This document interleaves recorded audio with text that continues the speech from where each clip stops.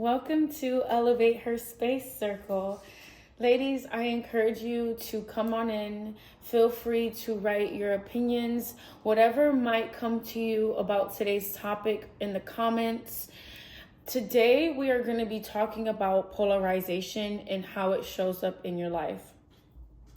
Polarization is such a new topic for me because in life, I felt like I've always spent so much time people pleasing, always trying to make sure I don't step on anyone's toes. I was silenced as a child. First representations of me just like in elementary school. I just remember not speaking my voice, not using my voice, afraid to take up rooms.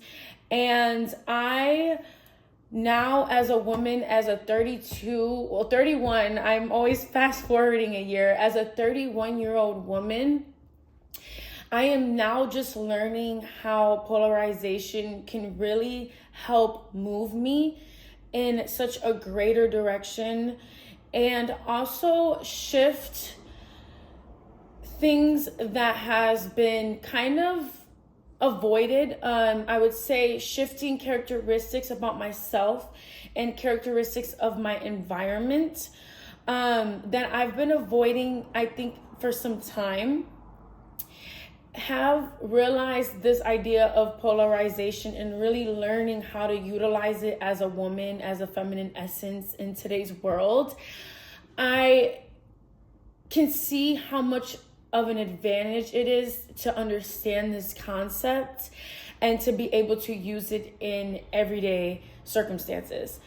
For example, this past week, I was battled with the idea of my old version of myself and my new version of myself literally like meeting. I was driving on my way back from the vet. My poor baby, my poor dog, he had an emergency visit to the vet, and it really put me in my emotions. I was really sad about the whole thing. I felt like I couldn't help him. He was in so much pain. And after the vet, I was still feeling the heaviness of the emotions that I experienced, and I wanted to just curl up in a ball and just let the evening pass. But something that I probably would have gave myself a pass for this year that just passed, because I was in more of the energetics of allowing my body to feel. I decided that no, this year I am becoming a completely different person, a completely different version of myself, and that me sitting on a couch and allowing the rest of the evening to just go by as I feel my emotions is just not what's going to get me to the next step of where I want to be. I was battled with the idea of polarizing, right? Like the old feeling of me wanting to sit on my couch and just allowing my feelings to feel, something I'm used to, something I'm familiar with, versus a girl who's just deciding, no, like I'm not gonna let that emotion take up my whole day. I can acknowledge it, of course, but I'm gonna move past this and quickly move to the next step of what needs to get done, because there's so much to get done. As we talk about the topic of polarization and how it shows up in our lives, that was one version of it. And as the week progressed and I was introduced to the idea of polarization, I've heard it before. I've heard it in terms in the feminine energy coaching world of things. But I wanted to really focus on the word and what it means to me. Came up on the idea of polarization, meaning being in a room where things may be completely different from what your energy and what your spirit feels like, what it feels true to be. For example, you may be in a room of people who may have different thoughts as you, who may look at life completely different than you. And as you show up, you're bringing this energy of something that is on maybe the other side of the way they look at things. The idea of polarization, how important it is to be okay with polarization is being able to be in a room of with those people who may think differently than you, and being that one person to move differently and show up differently and holding that essence and keeping it close to you. I really love this idea because it really just expresses of how like a woman can naturally be. When I think about women who I aspire to be, women who I look up to, or just versions of women, right? I don't have one specific person that I'm like, oh, I want to be just like that person. But when I think about characteristics that I want to be like, I think about a woman who can stay true to herself in any given room, no matter the circumstances.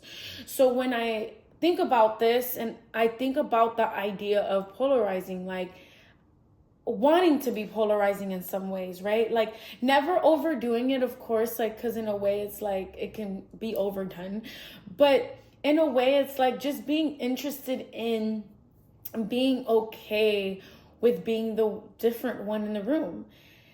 And for example, like if you're in a conversation and someone may badmouth your friend or a loved one, a romantic lover, whatever it is, being the one to just stand your ground and say, no, actually, this person means a lot to me. I'm going to give you a different stance on how maybe you can look at it. I'm going to protect the one that I love, because I'm not going to sit here in conversation and laugh or agree with what you're saying, because that might be the easiest way to go about it. I'm going to decide to stand my ground in any given moment, even if it shakes me up. And that is huge for me. Like I said, as a little girl who never really knew how to take up space, who never really, in some ways, didn't know how to stand up for herself, I absolutely love this, because it helps me practice how to speak up for myself, how to protect the little girl that I once was, and also not acting out in that way too, right? Like acting out of emotion, acting out off of triggers. Because we can also get really deep into the thought process of like how sometimes we may react a certain way because of our past and like our past situations. So the fact that I was in a way sometimes people pleasing, I didn't like standing up for myself in some rooms. It felt very uncomfortable. This is showing up as that little girl who did have trouble doing so, right? Like maybe the environments that I was in caused me to kind of keep my mouth shut. Maybe the household that I grew up in didn't really empower me to use my voice. So understanding that the way we react now has something to do with maybe what our past was like and our upbringing was like, or like what our environments we were in were like. But understanding that now is the time, at any given moment is the time to be able to switch that. We can change that completely. I am reading a book called The Courage of Being Disliked. And with that title alone, it really speaks to that idea that it does take courage and confidence to be able to sit in a space where it may feel uncomfortable for you to speak your truth.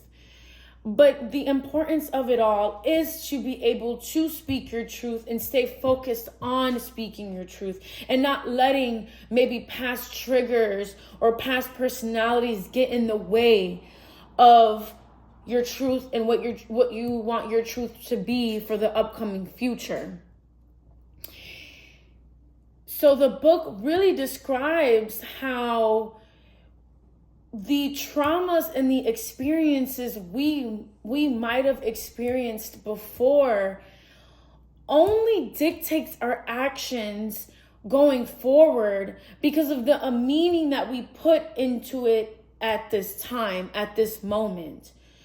Two people can experience the same thing and the trajectory of their life may be completely different, all because of the importance and of the meaning that they put on that trauma and that event that they've experienced.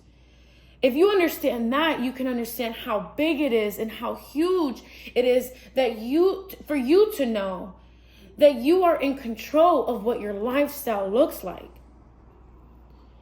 The book also mentions how your lifestyle is a representation of what your thoughts are like.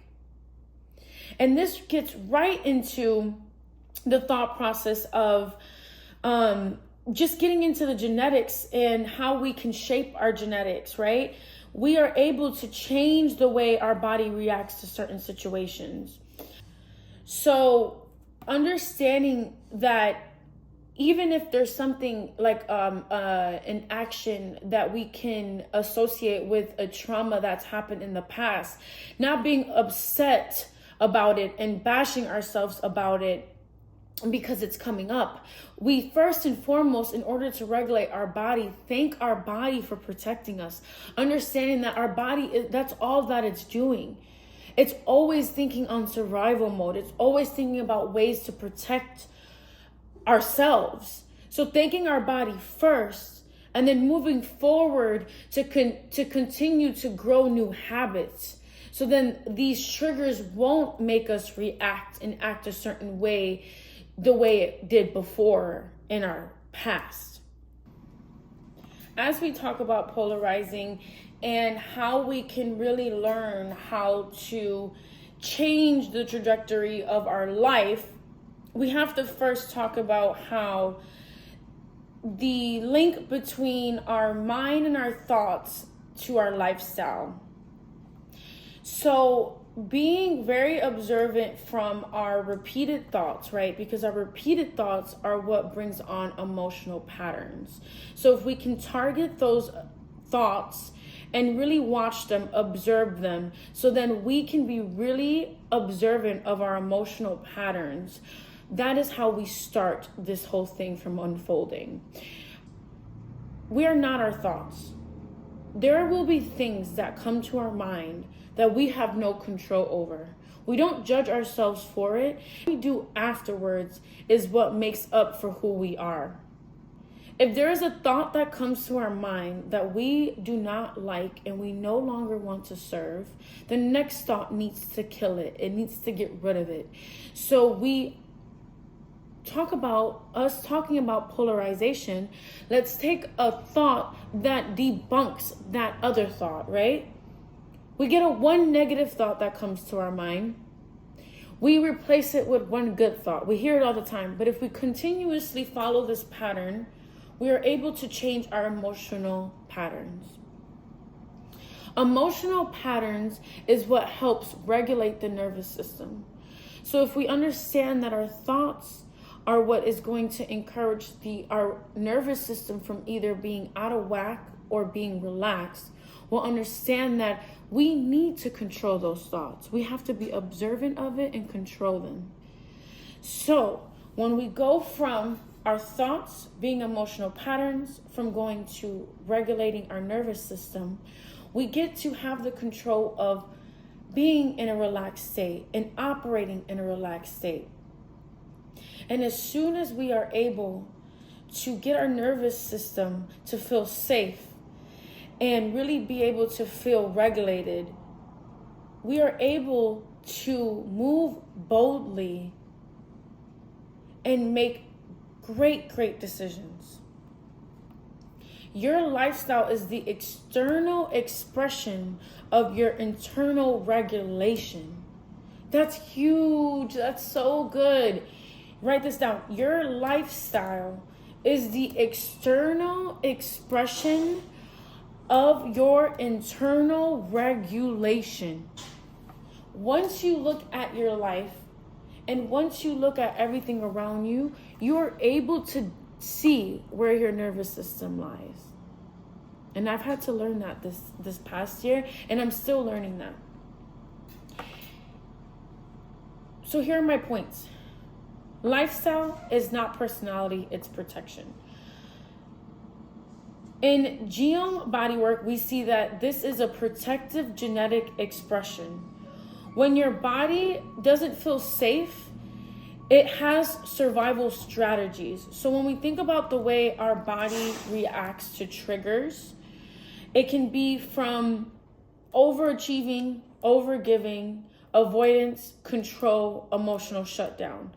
These are the things that happen once we notice our body is trying to protect us from something.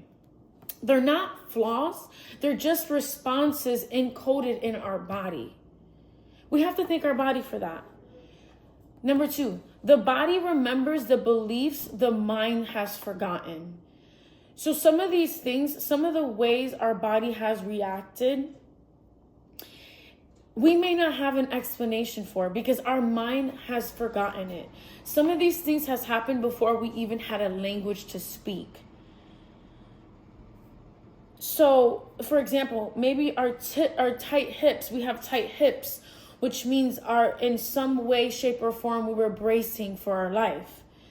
Maybe we have shallow breath, which means we had a fear of taking up space. They always say that the way our body reacts has so much internal significance, and that is so true. You know, sometimes I do have breathing issues. As a child, I was diagnosed with exercise-induced asthma. And just to think, as I just revealed to you guys, that I had trouble taking up space. I had trouble using my voice. Those two things are correlated. Shallow breath equals fear of taking up space. Our body is reacting to our triggers. It is trying to protect us. Even a collapsed posture, right? If we sit like this, that just means we're afraid to be seen. We're afraid to be seen. We're afraid to be noticed. And point 3, you are not broken. You are patterned. So these are not acts of, oh, your body's broken. It's a default. It's just patterns. These are patterns that can hold a gift. So turning these patterns into a gift is what's going to move us. Sometimes I can't lie. I have this tendency of wanting to control things around me. What does that mean? I can use that into leadership.